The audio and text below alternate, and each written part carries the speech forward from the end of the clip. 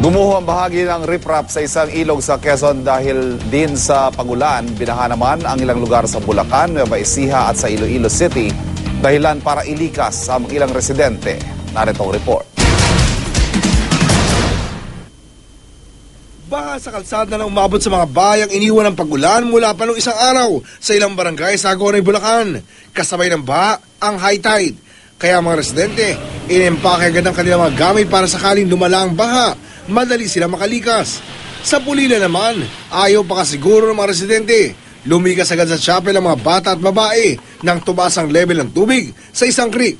8 barangay naman sa Malolos ang binaharin. Pati bahagi ng MacArthur Highway, hindi nakaligtas.